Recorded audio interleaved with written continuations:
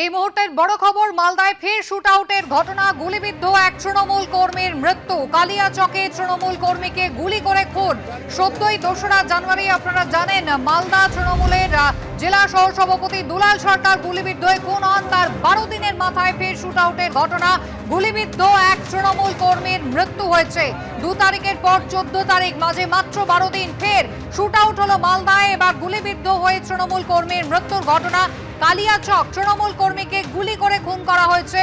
গুলিবিদ্ধ তৃণমূলের অঞ্চল সভাপতি সহ এক তৃণমূল কর্মীর মৃত্যু হয়েছে। একেবারে সকালবেলা বাড়ির কাছে শিলান্যাস করতে যাচ্ছিলেন, আর সেই সময় গুলিবিদ্ধ হয়েছেন তৃণমূলের অঞ্চল সভাপতি সহ আরো 2 জন তৃণমূল কর্মী। একজন তৃণমূল কর্মীর মৃত্যু হয়েছে বলে খবর। এর আগে আপনারা জানেন বছর শুরু হয়েছিল, আর একেবারে দ্বিতীয় দিনেই মালদা জেলা তৃণমূল সহ সভাপতি দুলাল সরকার কিভাবে খুন হতে হয়েছিল, তাকে একেবারে দুষ্কৃতীরা তাকে তাড়া করে খুন করে।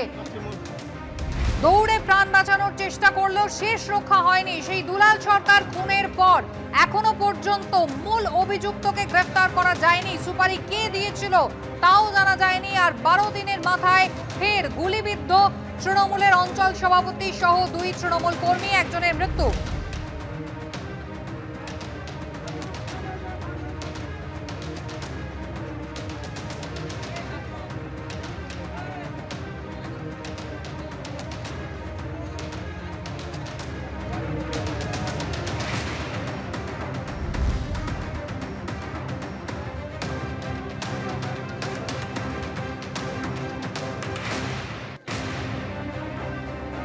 মালদায় তৃণমূল কর্মী হাসু শেখ খুনের ঘটনা ঘটল। মালদায় তৃণমূলের অঞ্চল সভাপতি সহ 2 তৃণমূল কর্মী গুলিবিদ্ধ হয়েছেন আজ সকালে, আর একজন তৃণমূল কর্মীর মৃত্যু হয়েছে বলে জানা যাচ্ছে। ফের সেই মালদা, যেখানে মুখ্যমন্ত্রী মমতা বন্দ্যোপাধ্যায় তিনি অভিযোগ করেছিলেন এসপির দিকে, এসপির অপদার্থতার কারণেই মালদা তৃণমূলের সহসভাপতি খুনের ঘটনা ঘটেছিল, এমনটাই তিনি বলেছিলেন। 12 দিন পর ফের সেই মালদা জেলাতেই শাসক দলের অঞ্চল সভাপতি সহ 2 জন গুলিবিদ্ধ হয়েছিলেন, যার মধ্যে এক তৃণমূল কর্মীর মৃত্যু হয়েছে।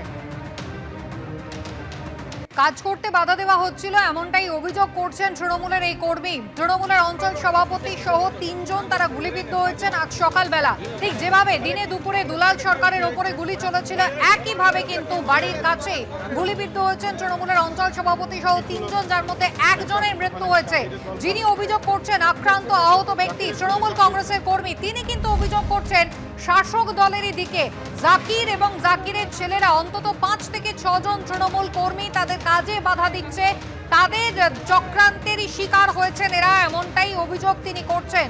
অর্থাৎ শাসক দলের গোষ্ঠী দ্বন্দ্বের জেরেই কি একের পর এক খুনের ঘটনা? বিরোধী নয়, শাসকের অভিযোগ শাসকের দিকে।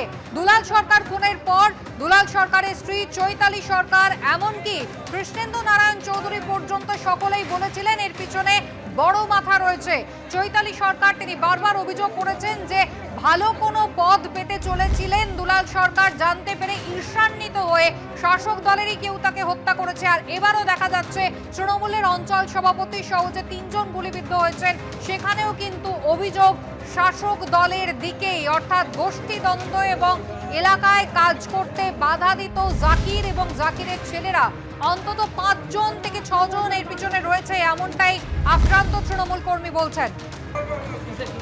ইংরেজবাজার পুরসভার চেয়ারম্যান কৃষ্ণেন্দু নারায়ণ চৌধুরীর সঙ্গে আমরা কথা বলেছিলাম, তিনি কি বলছেন দেখুন। দুলাল সরকার মৃত্যুটার সঙ্গে সঙ্গে পুলিশ ব্যবস্থা নিয়েছেন এবং উইদিন শর্ট পিরিয়ডে তাদের গ্রেপ্তার করেছে এডিজি সাউথ বেঙ্গল। তিনি ডিটেলস বলে দিয়েছেন।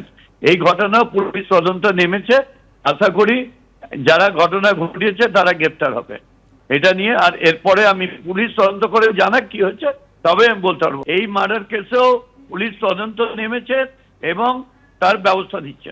এটা পুলিশ দেখছে, পুলিশ রিপোর্ট দিবে, তারপর দেখবো।